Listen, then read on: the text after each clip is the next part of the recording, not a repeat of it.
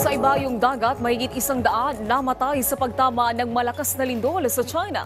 Habang sa Iceland, aabot sa 4,000 residente ang pinalikas dahil sa pagsabog ng bulkan. Si Joy Salamatin sa sentro ng balita.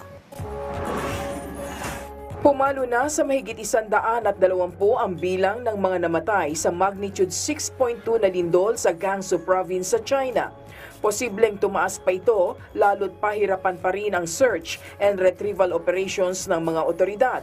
Marami sa mga biktima natabunan ng mga gumuhong gusali. Isang anggulo naman na tinitignan ngayon ang mga substandard na material ng mga gusali at bahay, dahilan kung bakit marami ang nasawi.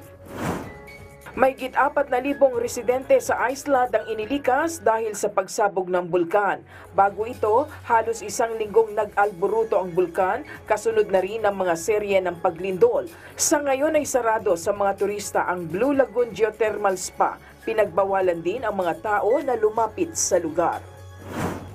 Itinuturing na ng World Health Organization bilang variant of interest ang JN.1 subvariant ng COVID-19.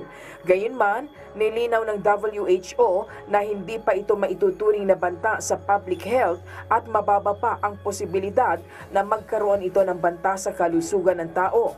Buwan ng Setyembre nang unang madiskubre ang naturang subvariant sa Estados Unidos. Patok naman sa mga turista ang Winter Lights Show sa Massachusetts sa Amerika. Pinuno kasi ng makukulay na Christmas lights ang Nomkeg Public Garden.